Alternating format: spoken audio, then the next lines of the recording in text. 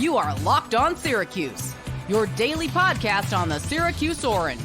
Part of the Locked On Podcast Network, your team every day.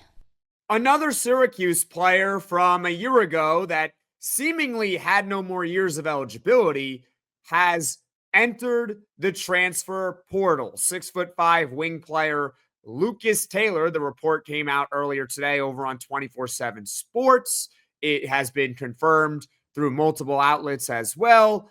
And the reason why I said another player with seemingly no years of eligibility remaining is because Eddie Lampkin, we talked about it in a mini podcast yesterday, entered the transfer portal over the weekend. Let's talk about Lucas Taylor, though, okay? Lucas Taylor averaged 6 points per game last season in 22 minutes per game and actually shot over 37% from the three-point line in over 2.5 attempts per game. I bet that's probably higher than what you would have guessed about Lucas Taylor's three-point percentage. Unlike Lampkin, though, we actually know what Lucas Taylor is trying to argue as far as why he deserves another year of college eligibility. According to Syracuse.com's Donna Totota, Lucas Taylor is arguing he rarely played in his freshman season in 2022, so therefore he deserves another year. The question is, does Lucas Taylor have a real case here? Now, to be very clear, I completely understand why these players are entering the portal because you have until April 22nd, and just in case you get that extra year, you want to be in the transfer portal in time. But also, this is about getting more NIL money. It's as simple as that. That's why they're trying to get another year of eligibility.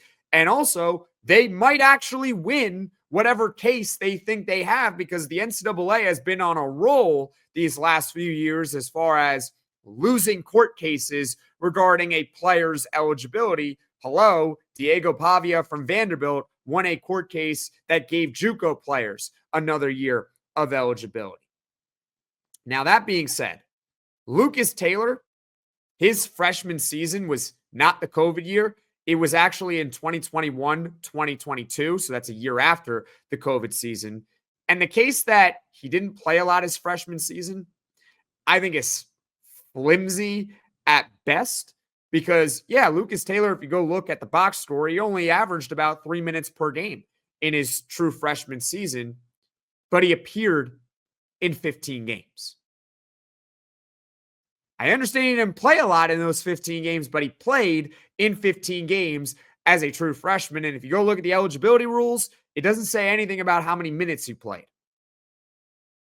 I mean, think about it. If it did, if there was something about minutes, and we could talk about another sport here, then Kyle McCord, and we'll never know if he would have gotten a fifth year or not because he declared for the draft, but Kyle McCord should have been given a fifth year of eligibility because he played a few snaps in the game against Michigan State at the end of the year, which was his fifth game of the season, since we're talking about minutes here. But the NCAA doesn't care about how many minutes. They care about how many games you play.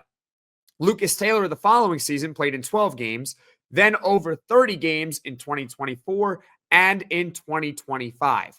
Overall, Lucas Taylor in every season in college basketball of his career played in at least 30% of his team's games. Why is that number 30% so important? Because it's one of the benchmarks you need to check off with trying to get another year of eligibility.